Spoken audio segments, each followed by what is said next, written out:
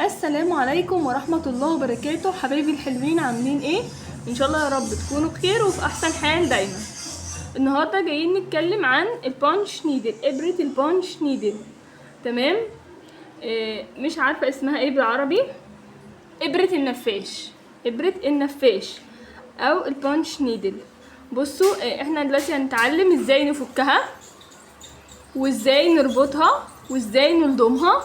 كل حاجة هنتعلمها في البانش نيدل، في ابرة البانش نيدل او ابرة النفاش اهي. نبتدي هنا نفك دي ودي اهي، بنفكها كده بنسحبها لتحت اهي، بتبقى كده. وعلى اساس بندخل اي سن احنا عايزينه، ده او ده او ده على حسب الخيط اللي احنا هنشتغل بيه. نرجع تاني ندخل كده اهو، ونقفل كده الزرار وهنسيب دي دلوقتي. يلا بينا نلضمها. بصوا احنا بنلضمها ازاي يا بنات.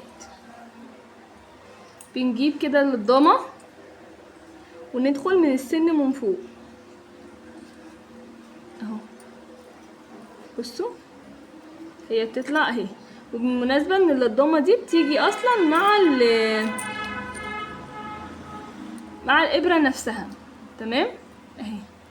ونبتدي نجيب طرف الخيط فين اهو،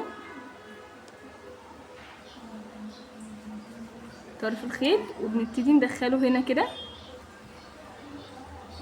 وبنسحب الخيط بتاعنا. طلع معانا اهو. احنا كده لضمناها. لا بصوا هنا في خرم اهو صغير، شايفينه اهو صغير. نبتدي ندخل فيه كمان مرة اللضامة، وبنبتدي نحط دي كده جوه الخيط ده جوه، ونسحب بالشكل ده. تمام.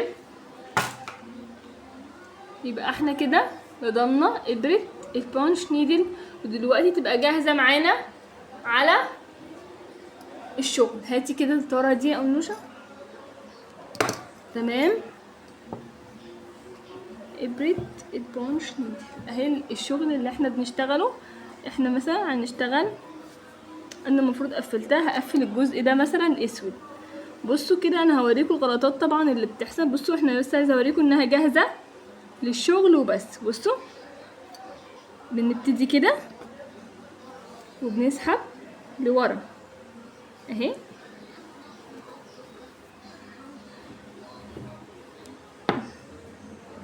نسحب الطرف اللي احنا شغالين بيه ده،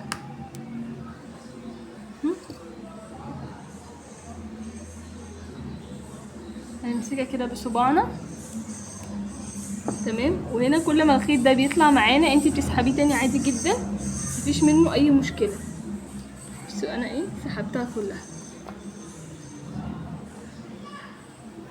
بصي كده بتمشي كده لقدام كده. ابرة البانش نيدل او ابرة النفاش بقيت شغالة كويس معانا اهو، وعملت ورا كمان الغرز بتاعتها بالمنظر القمر ده، شايفين؟ يبقى كده احنا عرفنا ازاي نقدر نلضم ابرة البانش نيدل او ابرة النفاش. يلا بينا نعرف ايه الغلطات اللي بنقع فيها واحنا بنشتغل، وازاي ممكن الخيط ما يمسكش ويفك مننا بكل سهولة. اشوفكم على خير في الفيديوهات اللي جايه علشان نعرف ازاي هنشتغل بالبانش نيدل من غير اي اخطاء، ومن غير ما كمان نكون زعلانين ومتضررين ان الابره مش شغاله معانا كويس.